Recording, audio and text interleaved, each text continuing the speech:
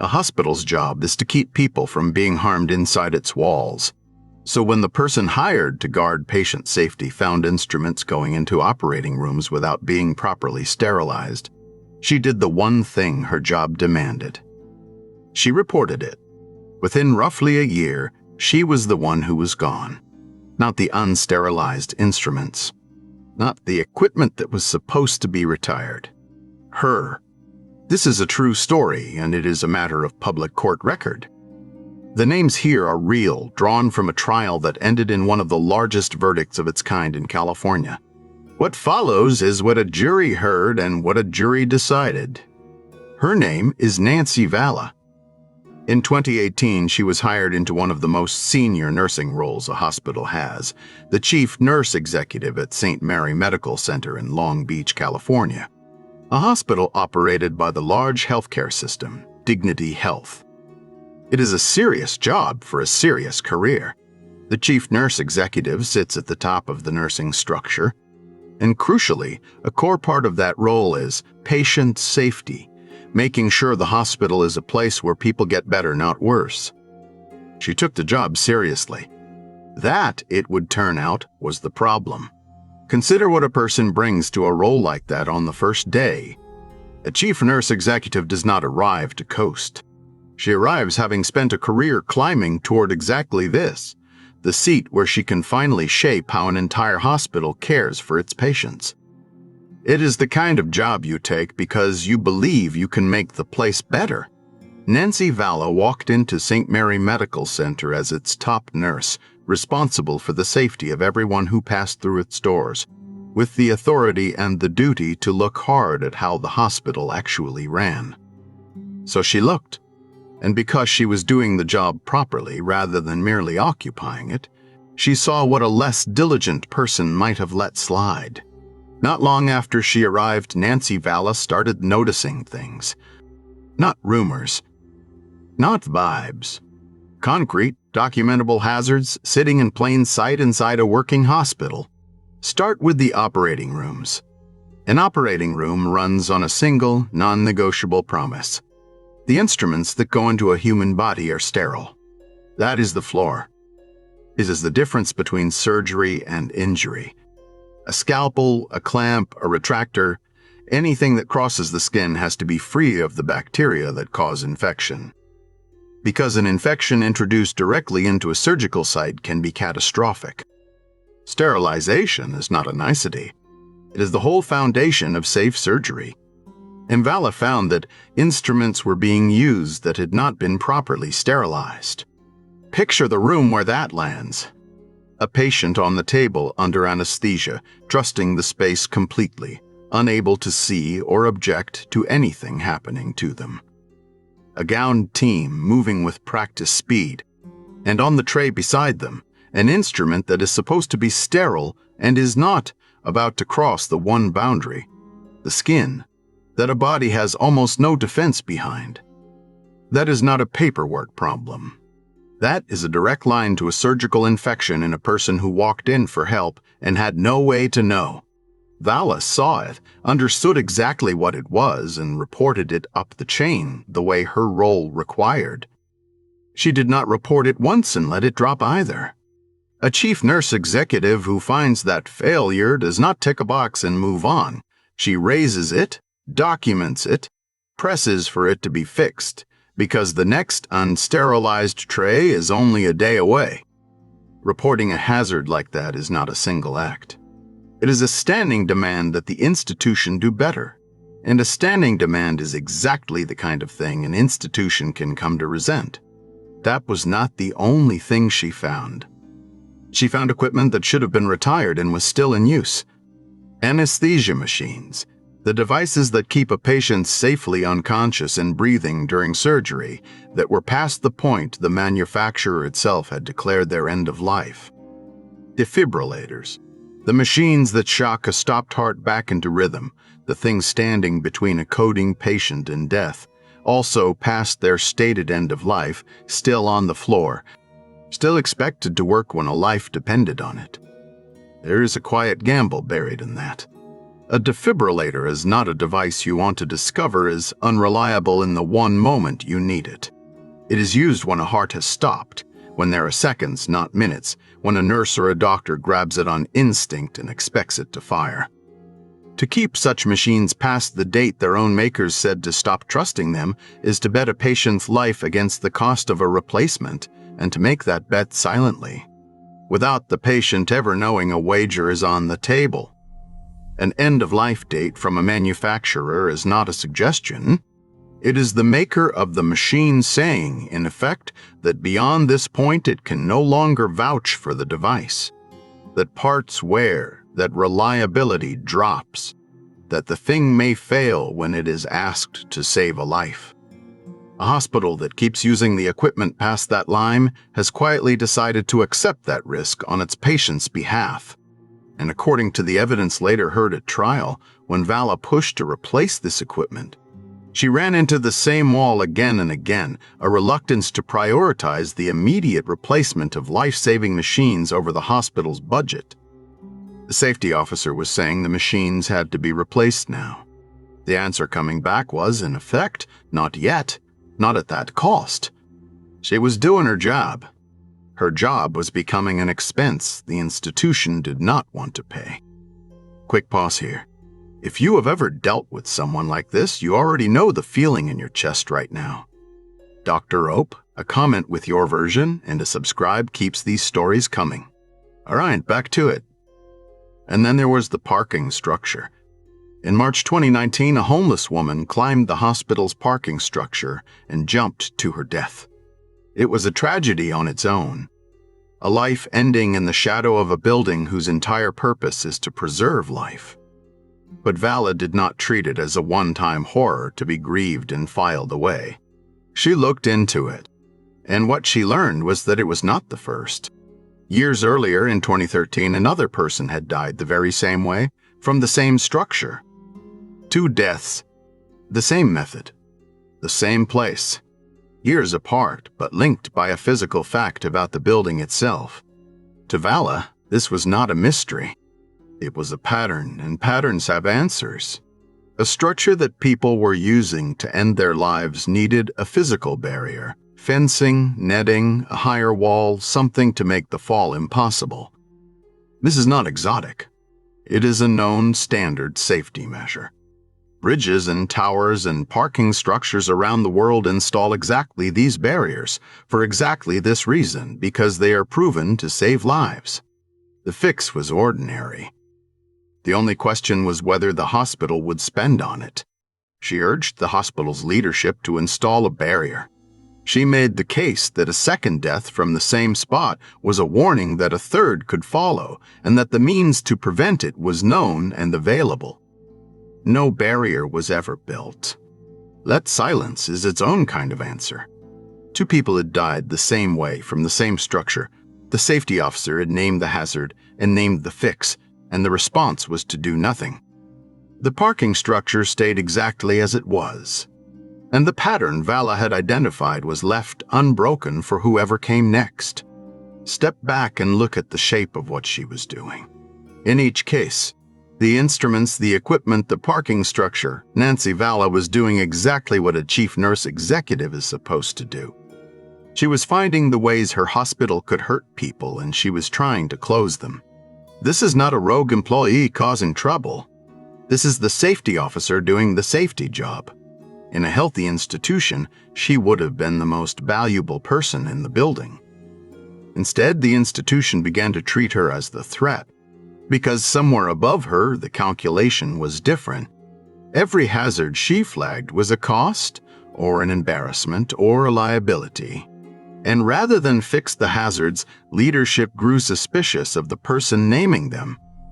According to what came out at trial, the hospital's leadership, including its chief executive, Carolyn Caldwell, came to suspect that Vala was the source of an anonymous complaint to regulators about conditions at the hospital. That suspicion is the turning point. Notice what it reveals. The concern at the top was not, are our instruments sterile or will our defibrillators work? The concern was, who told? The problem, as the leadership apparently saw it, was not the danger to patients. It was the woman who kept pointing at the danger and the possibility that she had taken it outside the building to people with the power to force a fix, and so the machinery turned toward her. The strain of it took a real toll. In May 2019, Nancy Valla went on medical leave to get treatment for what was later diagnosed as a disabling mental health condition. This is a documented part of the record, and it matters because of what the law required next and what the hospital did instead. When an employee has a disability and needs time to be treated, the law in California requires the employer to make reasonable accommodations. A protected leave of absence, time to get well with the job still there on the other side, is one of the most basic accommodations there is. It is not a favor. It is a legal obligation. The hospital's path at that fork was simple and lawful. Let her take her leave. Hold her role. Let her come back. The hospital did the opposite. While she was out on medical leave, it replaced her. And here the record turns from unfair to damning because of what the hospital's own internal communications revealed. At trial, Valla's side put those communications in front of the jury, and they showed something a jury does not forget. They showed that her superiors had a plan, not to welcome her back, not to fix the hazards she had raised, but to embellish the justification for her removal and to block her reinstatement. Read that again because it is the spine of the case. This was not a manager making a hasty call under pressure. It was, on the evidence, a deliberate effort to build up a paper case for why she had to go and to make sure the door was locked behind her. The hazards she reported were still there. The instruments, the aging machines, the barrier-less parking structure. But the energy at the top was not spent on any of those. It was spent on making sure the woman who reported them never came back. She did not come back. She was, in effect, forced out, pushed from a job she had done exactly as it was meant to be done. A leave meant for healing became the window through which she was removed. She had gone out to get well and treat a condition the hospital's own conduct had helped cause. She returned to find the door had been quietly closed and the locks changed while she was gone. For most people, that is where the story ends. Worn down, unwell, out of a career, facing a hospital system with deep resources and a paper file built to justify her removal. The pressure to simply absorb the loss and move on must have been enormous. A single person against a large healthcare institution is not a fair fight, and everyone involved knows it. Nancy Valla did not absorb the loss. She sued. Her case rested on a set of California laws built for exactly this situation. The state has strong whistleblower protections. Laws that make it illegal for an employer to retaliate against an employee for reporting violations of law. And it has a specific protection for healthcare workers who raise concerns about patient care and safety at their facilities. Precisely because the people best positioned to catch a dangerous hospital are the ones who work inside it. On top of that, she brought a claim under the state's disability law for the hospital's failure to accommodate her medical leave. The legal theory tied the whole story together. She had reported hazards. The law protected that reporting. The hospital had retaliated, building a case against her, replacing her, appeasing her accommodation, forcing her out because of it.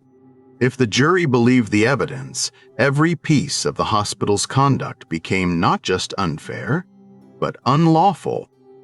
And the evidence was strong because so much of it came from the hospital's own files, the internal communications, the plan to embellish the justification, the suspicion about the anonymous complaint, the documented hazards that were never fixed.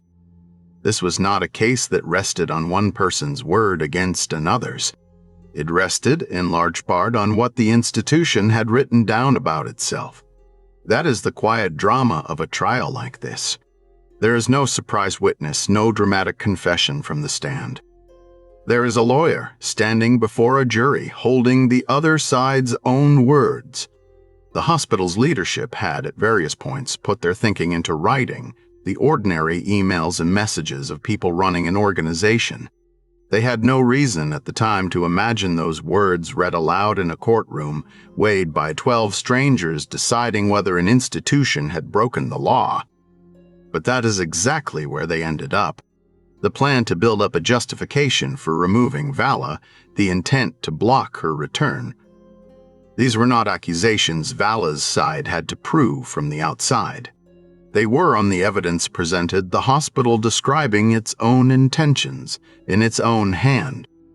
Against that, the hospital's official story, that this was the routine departure of an executive, had very little room to stand. A jury can be asked to choose between two accounts of a person's character. It is much harder to argue with a document. In June 2025, after a trial in the Los Angeles Superior Court, the jury reached its verdict. It was unanimous, and it was for Nancy Vala, on every cause of action. Then came the number. The jury awarded her $27.5 million.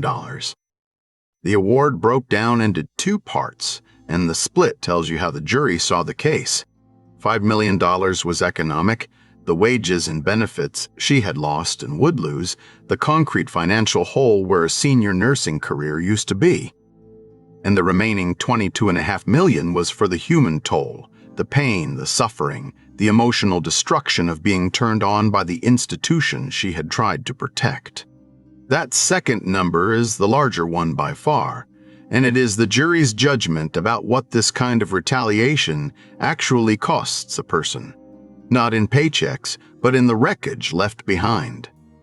It stands as one of the largest single plaintiff employment verdicts in California for its year. It would be satisfying to stop there on the verdict and the number. But honesty requires two things be said plainly. The first is the harder part of the ledger. Nancy Vala won, and the win was total, but it came at a price no verdict fully repays. She left a career she had climbed years to reach. She carried a diagnosed disabling condition out of the experience. A number, however large, does not unlive the years or undo the harm of being made the enemy for doing the right thing. The award compensates the loss. It cannot reverse it. The second is a matter of precision, because this channel does not pretend to know more than the record does. The verdict came down in June 2025. As of the time this account was compiled, it was not confirmed whether the hospital system would appeal or whether the judgment had been paid. A jury's verdict is a powerful thing, but in a case this size, it is often not the last word. The losing side can ask higher courts to review it. So the honest statement is this: a jury unanimously found retaliation and awarded $27.5 million. What happens after that on appeal is a chapter that may still be unwritten. So why does this story matter beyond the size of the verdict? Because the mechanism is the lesson. Nancy Vala did not win because her story was sympathetic, though it was. She won because the hazards were real and documented, and because the retaliation left a trail in the hospital's own communications, a plan in writing to justify her removal and block her return. A jury was willing to read that trail and follow it. The institution had built a record designed to look like the ordinary management of a departing executive. Under examination, that record became the evidence of the retaliation it was meant to disguise. There is a sharper lesson folded inside it about what the case reveals of the institution's priorities. Confronted with unsterilized instruments, aging life support equipment, and a parking structure people were dying from, the leadership's documented energy went not toward the dangers but toward the person naming them. The question that seemed to animate the top of the hospital was not, "Are patients safe?" but "Who reported us?" That inversion, treating the messenger as the emergency, is the exact thing whistleblower law exists to punish. And there is the quiet point about who these protections are for. The laws Vala used exist because the people best able to catch a dangerous hospital are the ones inside it, and they will only speak up if speaking up does not end their careers. When a jury awards $27.5 million for retaliation, it is not just compensating one nurse. It is setting a price on silencing the people we most need to hear from, and sending word to every other safety officer in every other hospital that the law will stand behind them when their own institution will not. Still, the core of it is clear, and it is the kind of core this channel exists to read aloud. A hospital hired a safety officer. She found unsterilized instruments, expired life-saving equipment, and a structure people kept dying from, and she reported all of it. The hospital did not fix the hazards. It suspected her, replaced her while she was on medical leave, plotted in writing to justify her removal, and forced her out. And a jury, hearing the hospital's own files, found retaliation on every count and returned a verdict of $27.5 million. Somewhere in Long Beach, the hospital still stands, still admits patients, still runs its operating rooms. The woman who tried to make it safer is no longer inside. But the record of what she found and what was done to her for finding it is now written into a courthouse file that no internal memo can rewrite. Justice served quietly. If that landed the way it should have, do me a small favor and tap like. Subscribe to Quiet Justice so the next story finds you, and tell me in the comments how you would have handled it. I will see you in the next one.